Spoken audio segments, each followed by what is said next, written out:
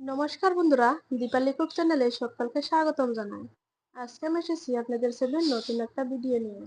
আজকে আমি বানাবো সোয়াবিন দিয়ে মাছের চেপের মতন একটা রেসিপি নিয়ে এসেছি। সোয়াবিন আমি সিদ্ধ করে নিয়ে এসেছি। সিদ্ধ করা সোয়াবিনগুলো এরকম করে সোয়াবিনের ভিতর থেকে ভালো করে জল নিংড়ে নিয়ে একটা মিক্সিং বল দিয়ে দিচ্ছি।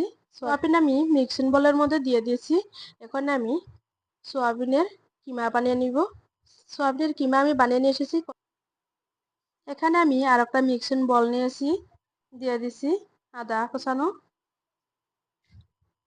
দিয়ে দিচ্ছি কাজু বাদাম, দিয়ে দিব সাদা তিল, আর অল্প দিয়ে দিব হলুদের গুঁড়ো, আর দিয়ে দিব লঙ্কা গুঁড়ো, আর দিয়ে দিব জিরে গুঁড়ো, আর দিয়ে দিব ধনে গুঁড়ো, আর দিয়ে দিব অল্প বেশি করে জল। এখন একটা পেস্ট বানিয়ে নিয়ে আসবো। মশলা আমি পেস্ট করে নিয়ে এসেছি।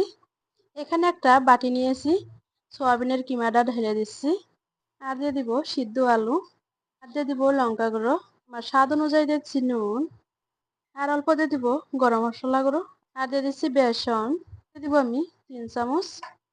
এখন সব উপকরণ ভালো করে মাখিয়ে নিব। হাতে আমি তেল ব্রাশ করে নিয়েছি, শেপ দিয়ে নিব, অল্প গোলাকার করে নিব, তারপরে অল্প লম্বা সাইজ করে দিব, হাত দিয়ে এরকম করে অল্প চ্যাপটা করে দিব। দেখুন এরকম করে আমি শেপ একটা দিয়ে নিছি, মাঝখানে অল্প করে ফুটো করে দিব। দেখুন আমি এরকম শেপ দিয়ে নিচ্ছি। একটা বানিয়ে দেখাচ্ছি আপনাদেরকে। এরকম করে হাতের তালুতে নিয়ে অল্প গোলাকার করে নেবেন বা সাইজ করে নেবেন, এখানে ফোঁটা করে দিবেন। মাছের মাছের পিসের মতন আমি বানিয়ে নিব। তাহলে আমি এরকম করে সবগুলো বানিয়ে নিব। তাহলে চলুন রান্নাঘরে এখন ভেজে নিব। এখানে আমি একটা কড়াই নিয়েছি, কড়াইতে আমি বেশ পরিমাণে কিছুটা তেল দিয়ে দিচ্ছি, সাদা তেল।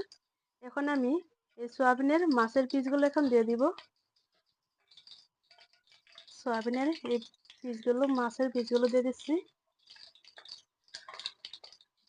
বেশ আমি সময় নিয়ে উল্টে পাল্টে আমি ভালো করে লাল লাল করে ভেজে নিব। নিরামিষ দিনে যদি একই ধরনের খাবার খেতে খেতে ভালো না লাগে, তাহলে এরকম করে একবার হলো আপনারা বানিয়ে খাবেন, দেখবেন অসাধারণ হয়। বাড়ির সবার মন জয় করে নিতে পারবেন আপনারা। এক পাশটা হয়ে গেছে, অপর পিঠটা উল্টে দিব।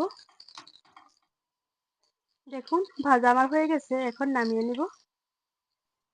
নামিয়ে নিয়েছি, ভাজা আমার হয়ে গেছে। দিচ্ছি আমি গোটা জিরে, জিরা আমি অল্প ভেজে নিয়েছি। এখন দিয়ে দিব পেস্ট করে রাখা মশলা।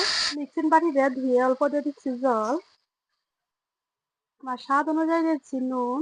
মশলা আমার ভালো করে কষানো হয়ে গেছে, মশলা থেকে আমার তেলও ছেড়ে দিয়েছে। এখন দিয়ে দিব পরিমাণ মতন জল। জল দিয়ে আমি 10 মিনিট অল্প কুক করে নিব। তরকারি আমার প্রায় হয়ে গেছে। এখন দিয়ে দিব সোয়াবিনের এই পিসগুলো দিয়ে দিচ্ছি। তরকারি আমার প্রায় হয়ে গেছে, সবশেষে দিয়ে দিব অল্প ঘি। এখন ঘি ভালো করে গ্রেভির সাথে মিশিয়ে নিব। তরকারি হয়ে গেছে, এখন নামিয়ে নিব। নামিয়ে তাহলে দেখাচ্ছি আপনাদেরকে। দেখুন তো কতটা সুন্দর হয়েছে। নামিয়ে নিয়ে এসেছি আমি। অবশ্যই কিন্তু আপনারা কমেন্ট করে জানাবেন ভিডিওটা কিরকম লেগেছে। ভিডিওটা যদি আপনাদেরকে ভালো লাগে থাকে, অবশ্যই একটা লাইক কমেন্ট শেয়ার করবেন, অবশ্যই একটা সাবস্ক্রাইব করে দিবেন। আপনারা ভালো থাকুন, সুস্থ থাকুন। দেখা হবো খুব শীঘ্রই পরে একটা ভিডিওতে। ধন্যবাদ।